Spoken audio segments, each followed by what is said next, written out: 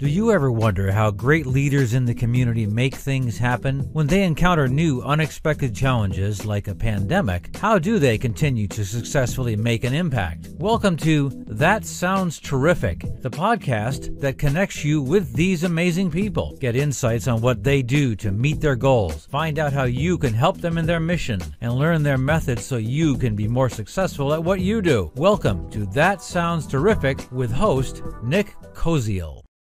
Hey everybody, welcome back to another episode of That Sounds Terrific. I am Nick Koziol, and joining me today is Ed Dudley. Welcome to the show, Ed. Thank you for having me. Yeah, so we talked a few weeks ago, and I knew, just based on our conversation, because we had such an awesome time, that you just had to be on the show. You're kind of like me. You're involved in a lot of different projects, a lot of moving parts. Yeah. We kind of had a great conversation around that. So why don't you just tell the audience a little bit about yourself, a little bit about your background, and we can kind of get into what you do. Yeah, great. So Ed Dudley, I currently reside in Durham, North Carolina. I could probably get to Duke University in about 5 minutes, Chapel Hill in about 15. However, I hate Duke, so I prefer to go to Chapel Hill. Go Tar Heels. Born and raised in Massachusetts, the western part of the state in Springfield, Mass. I tell everyone the only thing there is the Basketball Hall of Fame. But it raised me, reared me, and I left to go to school in Boston and went to school in Boston and loved it there. And the snow broke my back on April 1st, 1999, where Boston got 20 plus inches of snow. And I was like, that's it. Yep. It's gone. I got out and been moving around ever since then. But my background is I've been in financial services for about 2 decades. Currently a financial advisor with an amazing IRA called SEM Wealth Management, where one of the main things that we do is we help people align their faith with their investments. So I've been doing that, but there are so many other things like you, Nick, that I'm involved in and that I do, and we can definitely dive into that, if you want to dive in. Yeah. No, I definitely do. And, I work at the U of R, so I have a higher education kind of background. So Duke has a special place in my heart just for a family friend, let me finish. Just because her son's autistic, and they do some research with him and have helped him a lot.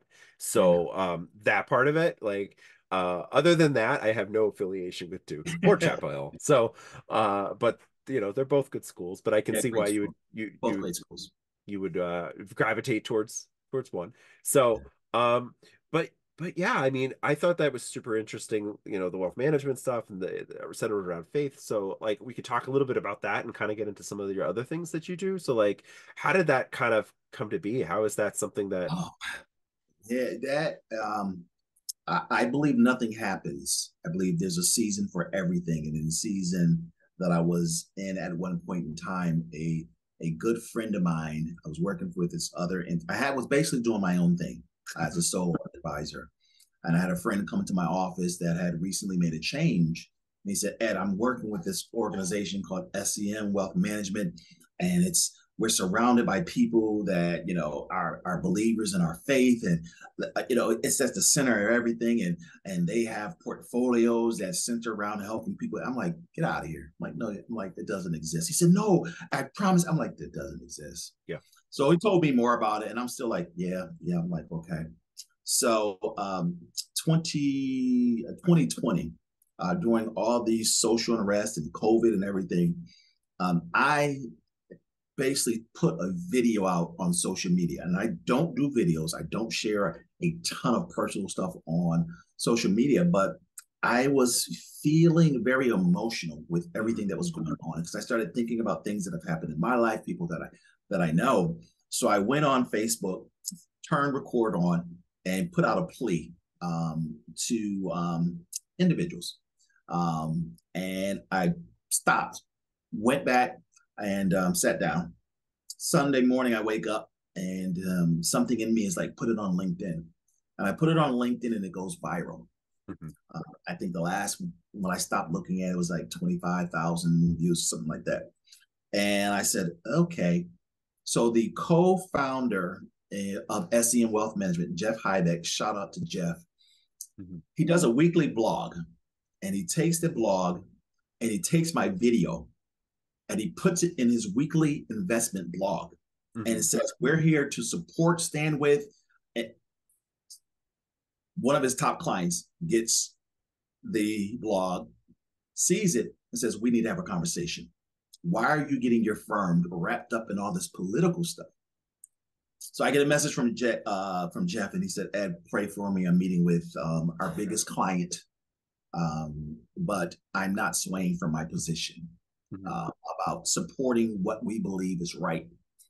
So he goes, has the meeting, tells the individual why they're doing anything. They said, okay, we'll agree with you, but we're not going to, join you on that line. My buddy calls me. He said, Ed, I don't think you understand how much a big deal this was. I said, what do you mean? He says, this was a $250 million client. I'm like, what? He said it was a $250 million client that they were ready to have it walk out the door to stand up to his values. I'm like, wow. I was blown away because all my time in the investment arena, you don't see people walk away from that type of money. Yeah.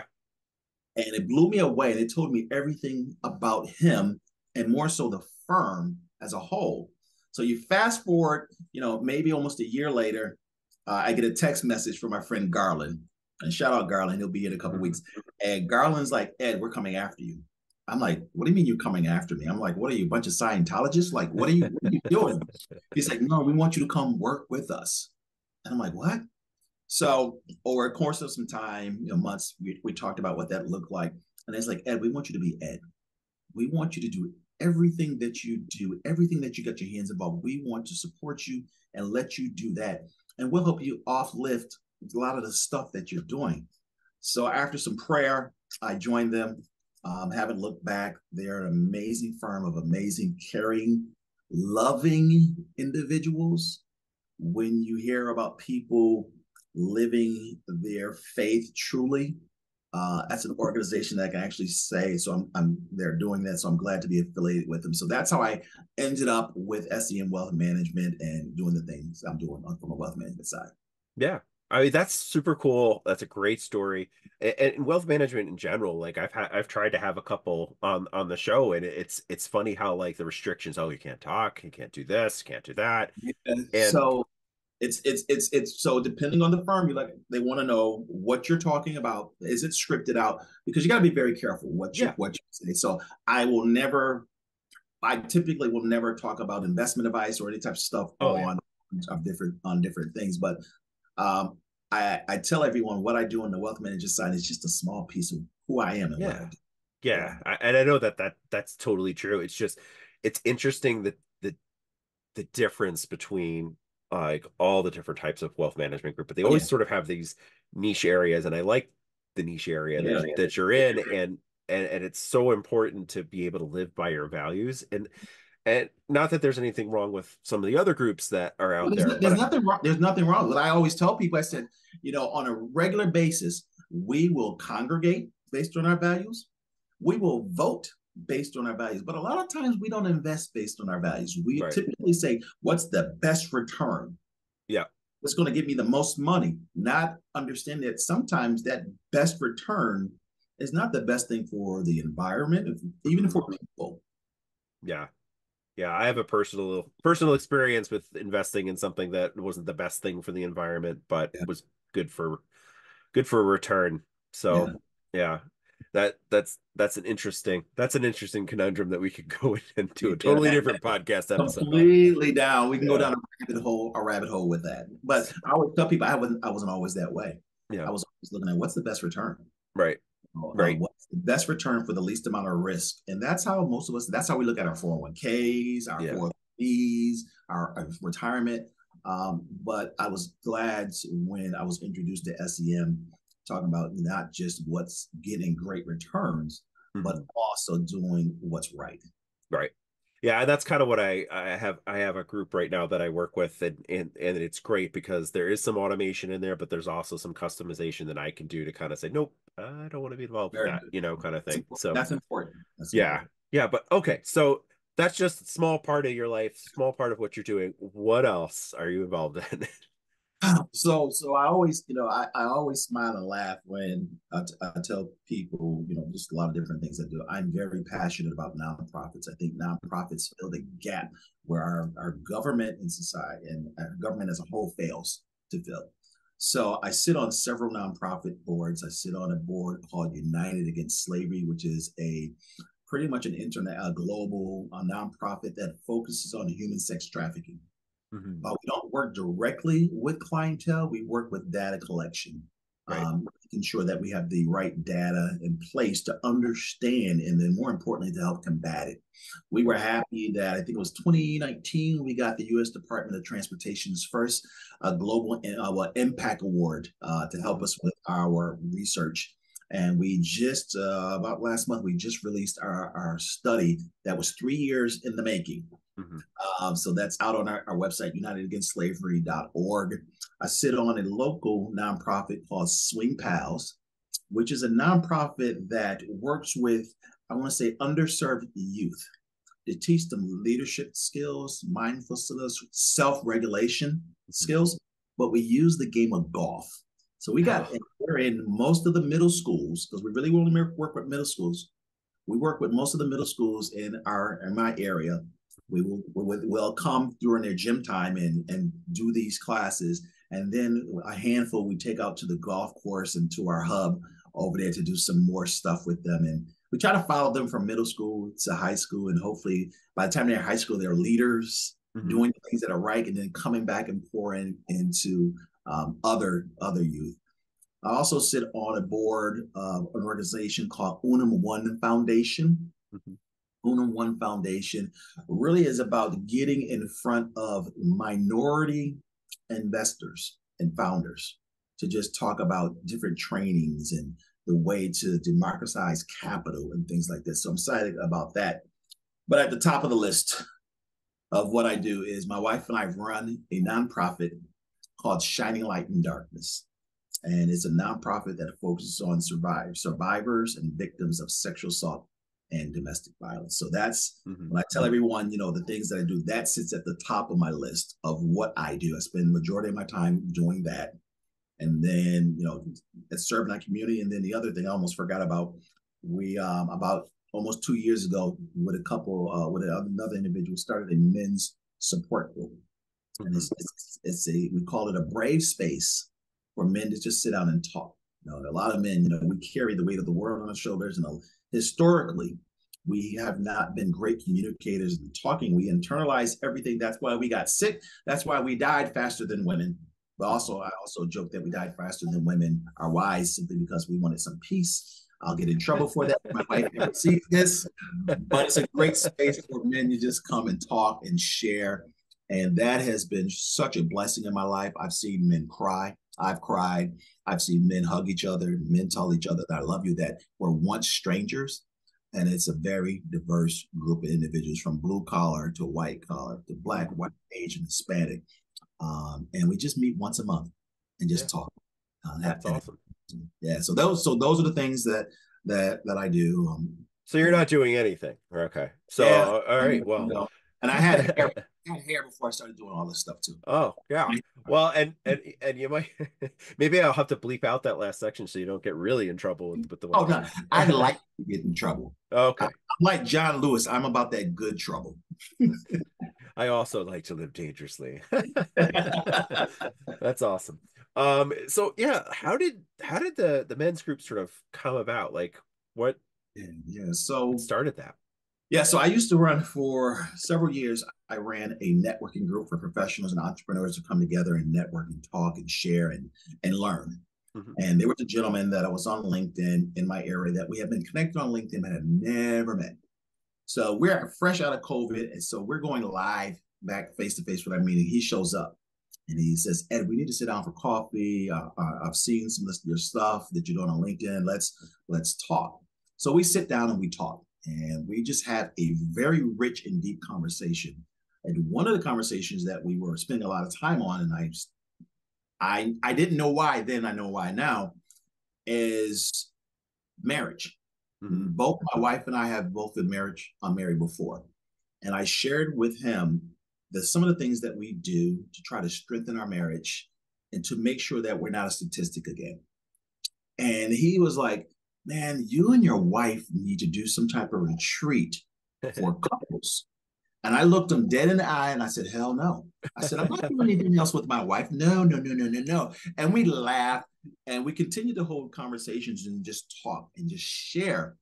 And after sharing, you know, different things and just opening our hearts and what was weighing us down, we're like, we should start a men's group. Mm-hmm. So the gentleman's name is Clint Webb.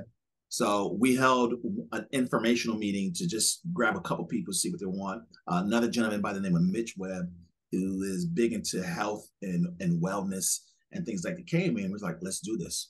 So we just started coming together once a month. It's very simple. We don't have any therapists in the room. Mm-hmm. We just do a check-in and ask you. So we literally ask you, Nick, how are you doing on a scale of 1 to 10? 10 means you're outstanding, can't get any better. 1, you're ready to give up on life. And based on where you fall, we ask questions. Mm-hmm. 2 of the most powerful stories that I'll share with you. One gentleman hadn't talked to his mother in about 14 years. And we started probing, like, why? Like, what's going on? He said, argument. And we started asking questions, but, you know, we're never pushy. If you don't want to share, you just simply like, I don't want to share. So he just started talking. So at the time, he said he was a 4. He was just going through some personal things like that. And we're like, okay. The next month, he comes back and he sits down. He's like, I'm like an 8. Like, yo, you went from a 4 to 8. Like, what's going on? What happened since the last time we met? He says, I talked to my mom for the first time in 14 years. And everybody's like, yeah, yeah. He said, I called her on Mother's Day. You saw guys get goosebumps. You saw a couple guys sitting there like, oh, wow. And he started sharing how good it felt to talk to his mom for the first time in so long. And he said, I'm even going to see her. Mm-hmm. So literally last year, they hopped in a car and they drove to go, him and his wife to go see his parents. And he stayed out there for a while. And it was just the stories he was sharing with me from the journeys with his mother was absolutely beautiful. And he said it was because of the group that helped him get there. The other powerful story, we had a gentleman that came for the very first time and he sat there and we didn't know what he was going to say or anything like that. And he just started sharing. He says, you guys don't understand how this space is powerful. He says, I grew up in the street life. There was gangs and all kinds of stuff. He said, I was able to get out, go to college, get a good degree. I'm working in the field I want to work with, helping youth. He said, but I had no one to talk to on this path that I'm on. He said, because friends, family, they're all stuck in that mindset, in that life. I had nowhere to go. So I was internalizing everything. The man starts crying in the group. He said, y'all just don't understand. He said, I sit here and I listen to, there's white men, there's black men, there's Asian men, there's Hispanic men. They got the same issues that I have. Yeah. And he just started crying and just releasing a lot. And I'm sitting over there, I'm doing one of these numbers like, oh man, I'm not going to cry. I'm not going to cry right now. But I couldn't help it. Just watch this grown man feel so free in a space where he'd never felt free before. And we always say, we don't care if there's just 2 gentlemen or there's 20 gentlemen. We continue to have that meeting. So that's important to me. menonajourney.org. Check us out. But I love you guys. If you guys tune into this, you guys have truly been a blessing in my life and helped me through some difficult times with some difficult decisions. And just, you know, I just love the brotherhood of the men coming together. Yeah, that's awesome. And so is it in person or is it virtual? How does that work? Yeah, so it's all in person. So we tried virtual. We had a couple guys reach out to us about it. So we tried virtual. It just was not the same. You can't replicate the energy in a room online and certain things. So we decided to keep it virtual, face to face. But we did have some people in different areas reach out to us and say, like, what are you doing? How does it work? How do you get guys together? So, you know, we're always open to talking to other men in different areas if they want to do something like that. It's not rocket science. Yeah. It's just getting willing men to come together. That's all. Yeah. Yeah. Well, that's cool. No, it's good. It's always a challenge. I mean, this show started because of COVID and pivoting and you know, I needed to get out there and talk to leaders and people that were making an impact. So that's kind of where this came from. But there are challenges around meeting virtually, just like there's challenges around meeting in person, like getting the camera light right, getting it to work, all that stuff. But I think the group aspect, having it in person is a really important thing, because like how many times have you been in a meeting where all of a sudden the camera is out, or like Oh you God, don't yeah. know if people are paying attention, really. You have So no idea. Like, and I forgot I run a podcast with my friend over in South Africa, mhm. and some of the hiccups that we've had because Yeah. we've interviewed people from around the globe that we just sat back and like, oh man, like the camera. Or the better part is like South Africa goes through this thing called load shedding, and what Okay. load shedding is basically they turn your power off to conserve it. So you have to do it's all on a schedule. And I'm Sure. like, oh, she's like, all right, there's gonna be load shedding, so I can't this long, or it's gonna shut off this time. There was two times. One is my internet just went completely out in the middle of a live show. I'm like, oh God. Another time is I don't know how. Don't even ask me. I was on my laptop one day, and I guess I moved or touched it the wrong way, and it just went flying over and fell. And I Oh was my just like, gosh. first thing I was like, oh, please don't be No. broken. It's the first thing I'm thinking. I'm like, I do not want to buy another laptop. But you just roll with the punches, and you can sit back and laugh at a lot of things. Yeah. No, that's it. But like I said, it's a great service, and I'm so glad that you do that for men, and you create an impact, even if it's just local. That can be such a powerful movement, because like you said, you have people like reaching out to you to kind of figure out how to do it in their area. So if our listeners want to start a group like this, definitely reach out to Ed, because I'm sure he'll help you kind of get your Oh, get your without a movement doubt. started, right? Yeah, So it just starts with at least two men, and the yeah. rest come. And men come and they leave.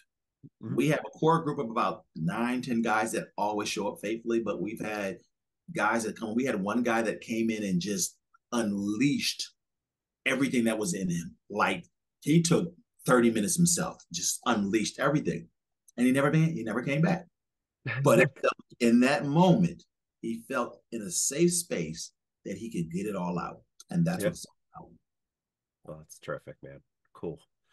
So let's just shift gears a little bit. We'll go back to the endeavor with your wife, the Yeah. nonprofit that you have. Um, Tell me a little bit more about how that came to be, and like a little more Oh, about what you're doing. so, and 10 years ago, you could have never told me that I'm sitting here doing this work. Nope, not going to happen. So, my wife and I, we met while I was traveling for work. And I met her. I was living in Atlanta. She was living in Mississippi. When I was traveling for work, met her. She's an absolutely gorgeous woman. Shout out to my amazingly beautiful wife. I'm an amazing salesman because I sold her on my ugly mug. Uh, but I met her, so we became friends, and just talking long distance. Then we started dating. And as we were dating, she started sharing pieces of her to get me to understand who she was. She shared with me previous relationships. She dealt with some domestic violence. Mhm. Okay, that's not me. I really don't know anyone that has experienced that personally. At the time, I didn't know. We continued to date, and she shared with me she dealt with a form of sexual assault in her early 20s. I'm like, oh wow. I'm like, sorry to hear that. I'm like, I don't know what to say, but I'm like, I'm here for you. I'm like, that doesn't change, how I feel about you. Then when we knew we were going to be together for real, like Mhm. marriage, moving down that line, she shares what happened with her at 7 years old dealing with molestation. And I can tell you exactly where I was when she had that conversation. I was sitting on the edge of the bed, and I had no idea what to say. None. I didn't know how to process it. I just didn't understand. I couldn't fathom something like that happened. But I was like, okay, that still doesn't change anything. I still love you. We're gonna be together. So move her out of Mississippi, and move to Georgia. I'm like, just being at home mom, get used to the area and things like that. So she eventually, tries being a soccer mom and on the PTA and all that. And if you know my wife, that ain't her. She's like, nope, can't do this. This is not for me. I can't just sit around and do this. So she says, I want to start a business. She's got family members that are very successful business owners. And I'm like, go ahead. She's like, all right, I'm going to make some money. I'm going to start a business. I'm like, okay. Now, I want to start a business helping people that have been through what I've been through. I'm like, okay, I'm here to support you. Just tell me what you need. Comes back to me, I got the name. I'm like, okay, great. Shining light in darkness. Showed me, walked me through in the Bible where she got the name. And I was like, okay. Then she wrestled with whether it's going to be for profit or nonprofit. She wrestled with what, we say wrestling with God, you're never going to win. So she said it's going to be nonprofit. And at the time, I'm thinking nonprofit. I'm like, who does that? Like, why? The word is an oxymoron to me, nonprofit. Like, no, you don't want to do that. But I was like, I'm here to support you. So started getting everything together, doing the work behind the scenes. 2015, we drive from Atlanta to North Carolina to visit my parents for Labor Day. On the way back, it's just me and her. We're in the car, listening to some music, laughing like we do, and we were in a bad car accident. Car hydroplaned. It took us down an embankment. We took out some light poles. She had a lacerated liver. She was dealing with paralysis on one side and getting these crazy neck injections to stabilize some vertebrae and some stuff like that. That wasn't the worst part. The worst part was all that unresolved trauma that she had suppressed for years comes spraying out in some of the unhealthy ways. And she did everything she possibly could to try to quiet the noises and the void sounds in her head. She eventually gets on the other side of that. And she says, I got to do more. I got to help others. So we really started pushing in and leaning into that. We ended up moving to North Carolina. And in 2019, we turned it into an official nonprofit. And we just started the work. We just started doing the work, so supporting survivors, supporting victims. We're talking to all different types of people. And one of the things that I tell everyone, when I told you earlier, I said, I don't know anyone that's dealt with domestic violence and sexual assault. The reality is we all know someone. Everyone knows someone. However, many people just haven't shared what they've been through. Because a lot of times there's some shame in it. So they don't want to share that I was a victim of XYZ or things like that. But we all know someone. And so we just continue to do our part, to do the work, and support survivors in any way, shape, and form that we possibly can. So it's been a journey. There's been some days that I've talked to individuals and I've gotten off the phone and I cried because I can't believe that something like that would happen to somebody. And there's been days that I've smiled with joy where we had a survivor literally send us a client that we worked with that sent us a message that's saying that she just landed her dream job. So it's just the highs and the lows are common, but it's a beautiful thing when you can find purpose. Now, a lot of times we're out there searching what's my purpose. And when you can find what your purpose is, it's an amazing thing. And I believe my life right here, right now, and purpose is to just do this work in this season. Next season, I don't know what it looks like. But for this season is to do the work and work with as many survivors and victims that I possibly can. Well, it's terrific that you're found your purpose, but also of what you're doing, you and your wife, and sort of self-healing for her too, like helping others, right? And so, thank you for doing that. Now, how can people help you with that work, or how can people seek your help with that work too? Oh, yeah. So the best way is you can go to our website, which is www.shininglightIndarkness. That's shininglightIndarkness.org. You can, or if you need help, you can email us at info at S as in Sam, L as in Larry, I as in Indian, D as in David, F as in Frank, N as in Nancy, D as in David.org. That's slidfnd.org, and how we can support you. What I always tell everyone is just one of the best ways is to educate yourself, educate your children. I have a passion for teaching our children what domestic violence is, what sexual assault, what is healthy relationships. We taught a class to some athletes at a local college, and we were blown away by the vast majority of them didn't really understand what consent means. Yeah. So we have a passion with educating our society, but the biggest way, donations. So right now we are 100% volunteer run and led organization. We just do the work, and we provide some of the services that we provide. We provide up to 10 sessions of free therapy.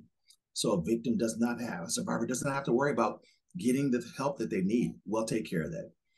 If it's someone escaping a situation, they're running away, we provide what we call our break-free bags, which are nothing but bags full of essentials.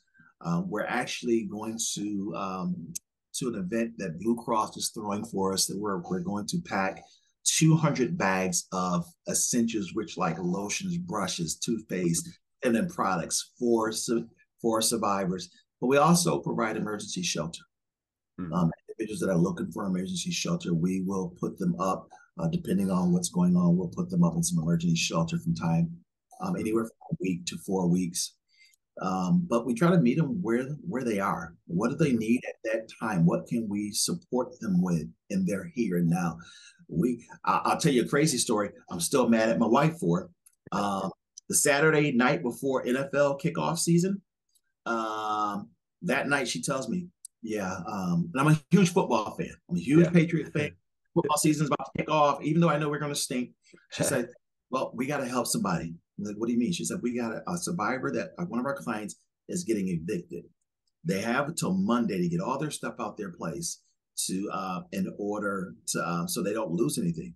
I said, okay, so what? She said, yeah, so I volunteered us to go help her pack and move. So I'm a man of a certain age now that I should not be lifting anything but a cup. We spent 9 hours helping her pack and move her stuff. Needless to say, I missed opening kickoff, but being able to help her survivor in their here and now, that's what's more important. I can watch replays, I can watch the game later, but that's just an example of the things that we will do that's unorthodox to help survivors. The beauty is with us, I tell everyone we're a speedboat versus some organizations that are large. If you're a large steamboat, paddle ship, it's hard for you to move quick. You have to go through different policies to move where we can move on a dime to support someone if we can. And we've been able to do that with some unique things. So I'm excited doing the work. Especially when you can look somebody in the face and you can tell they feel good now about themselves. No, it's awesome. It's awesome what you're doing, and thanks for sharing. And like, we'll put everything in the show notes so people can have access to that to kind of find out more. But yeah, I mean, dropping everything for opening weekend. Like I said, I'm still mad at her about that. Yeah, she's going to hear it. We're going to be old and she's still going to hear about that one. Yeah. But I'm glad that you did it, and I know you are too.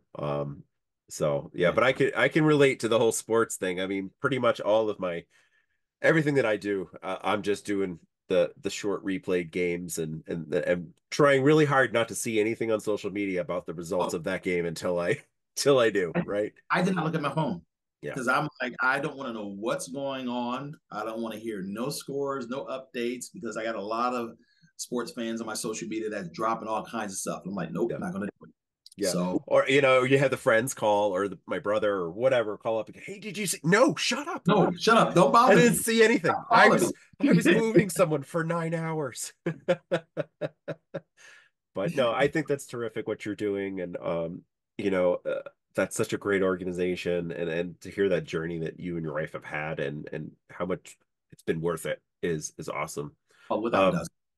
So is there like a connection between your nonprofit and then the data research projects that you were doing with the international? Yeah, so you can. So there is a correlation between human sex trafficking and sexual assault.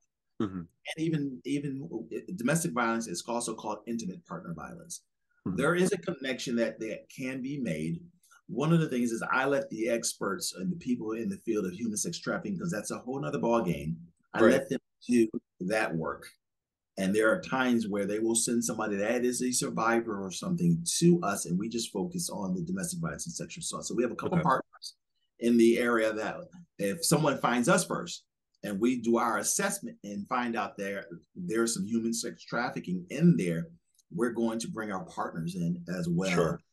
to support, because there's just a lot of things and nuances that are part of sexual assault that are not, human sex trafficking, that are not part of the other ones. Like, one of the things is, I had someone tell me, is like, the individuals that were trafficked don't like to necessarily be in shelters with a bunch of other individuals. Right. And I was like, why? He said sometimes because they're traumatized, and sometimes they don't even like to be sheltered in a hotel room, because a lot of times they've been trafficked out of a hotel room. Yeah. There's a lot of nuances that are going on there, but I always tell everyone, it's the research and the reading that I've done on a lot of these issues. They're so pervasive in our society. You'll be shocked. Yeah. You'll really be shocked. Well, I'm glad that you have other nonprofit partners and private partners and that help you and that you work together on. There's been a couple situations where I've worked with nonprofits and they're not into partnering like that with other nonprofits, Yeah. even if it's a related thing, but they do something different. So I think that it's really important, especially in the neighborhood, in the community, for nonprofits to specialize in their given areas, and then have pride in what they do, but also have pride in looking for those partners that can help them be more successful. So it's great that you do that. It's important because there are gaps in our services that we're not going to build out simply because of capacity, but we have a partner. We got one partner that helps with clothing. Yeah. So we connect with them. We got another partner that helps with trainings, to help solidify their trainings. We'll partner with them. We got another partner. Literally the other day, I went and grabbed a bunch of groceries from their pantry for survivors. So it's important to partner, collaborate. When we collaborate as nonprofits in our area and even beyond, we strengthen our communities. Simple as that. Yeah, it's a community of partnerships. Awesome. So, Ed, kind of at the part of the show where we've talked a lot about a lot of different things. Is there anything else that you definitely want to share with our audience about things that you're working on? Or, oh man, if that's the stumper question, it's not. So I have, and I haven't even rolled it out. I haven't rolled it out to my board yet. I've only talked with a couple people. I have this vision that's been sitting in me for the last 3 years. I want to do an event where I grab at least 50 to 100 men in one single place, where we're advocating as men against sexual assault and domestic violence. And it's literally Men Will You Take a Stand, where men are signing a pledge to support, to train our children, our sons and daughters, what healthy relationships there are, with the domestic violence, sexual assault, and things like that. So that is something that I'm working on. I'm hoping to pull that off this year. But that's something I want to do, because one of our hashtags that we use is Men Will You Take a Stand. Granted, men are abused, men are dealt with sexual assault, but overwhelmingly the numbers are women. We need men to advocate more for these issues, and we'll never end it, because we live in a broken society. We'll never end it, but we can curb a lot of it if we get men to really come together to put an end to it. So my desire to see it to end to sexual assault and domestic violence. No, it won't happen in my lifetime, but we're going to do what we can to put a dent into it. Yeah. Well, I think you're doing some really terrific things. I think that's a great idea. Let me know how I can support that. Definitely will share everything on social, and if I can be a part of it, that'd be cool too. But Ed, thanks for being on the show and for sharing so much. There was I could probably have a series just talking with you. So thank you for having me. It's truly been a pleasure. It was a pleasure to chat with you the first time we chatted. We talked about the kids. We talked about your son dropping the keys in the snow, which was absolutely which I shared with a bunch of people from up north. Yeah, because we've all had similar circumstances where we dropped something in the snow and couldn't find it. But it's really a pleasure to know you. And I look forward to our ongoing conversations and interactions. Awesome, Ed. Thank you so much. Thank you for joining us in another episode of That Sounds Terrific. Don't forget to check out the show notes and our website at thatsoundsterrific.com to find the contact information and the best ways to volunteer with the organizations that we feature. If you know someone that is doing terrific things and think they should be featured in a future episode, be sure to email us their name, contact info, and short description of what they're doing at thatsoundsterrific@gmail.com. If you like our show, give us a 5-star rating and give us some social media love by liking our Facebook page, That Sounds Terrific. Follow us on Twitter at Sounds Terrific 2 and Instagram at Sounds Terrific. We love hearing your feedback on how to make our show sound even more terrific. Till next time.